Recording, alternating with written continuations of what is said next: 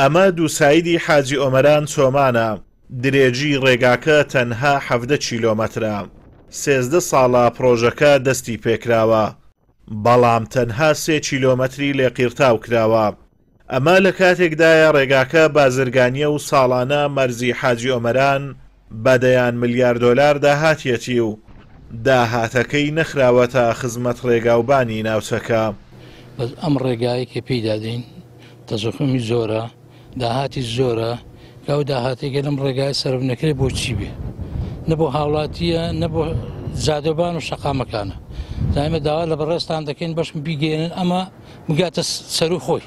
حەقە پەلەی بکە لەبەرەوەی ئێرە مەرزەشی نێودەوڵەتیە، هەم لە ڕووی گەشتیار هەم لە ڕووی بازرگانی فشارشی زۆری لەسەرە.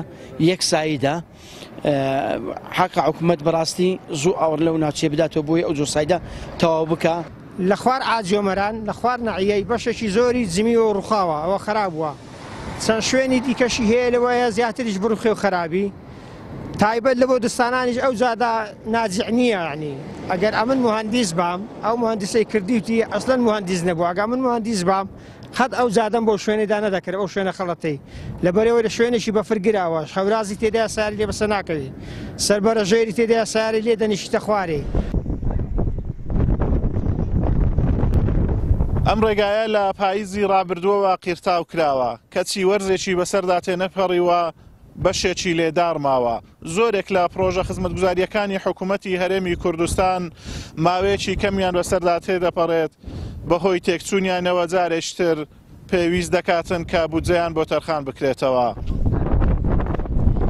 نەبوونی چاودێری ورد و بوونی واستە و واستەکاری لە جێبەجێکردنی پرۆژەکانی حکوومەت و بوونی کوالێتیەکی ئاسنزم و بەکارهێنانی کەمی مەواد زۆر جاروا دەکا پرۆژەکان بەر لە دایکبوونیان هەڵبوەشێنرێنەوە یاخود لە ماوەی چەند ساڵێکی کەمدا پێویستیان بە نۆژەنکردنەوە هەبێت.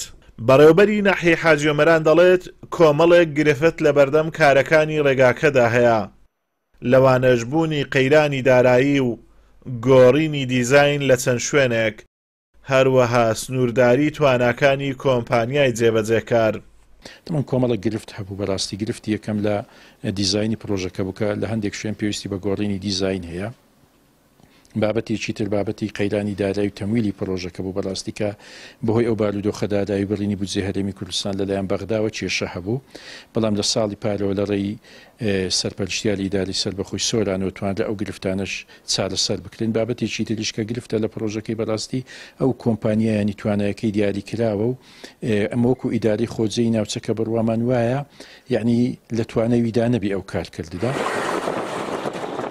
ڕۆژانە سەدان بار هەڵگر هاتوچۆ بە ڕێگای حاجی ئۆمەران دەکەن و بەهۆی یەکسایدی ڕێگاکە زۆر قەرەباڵغ و پڕمەترسیە و ساڵانە چەندین ڕووداوی هاتوچۆی دڵتەزێنی لێ دەکەوێتەوە.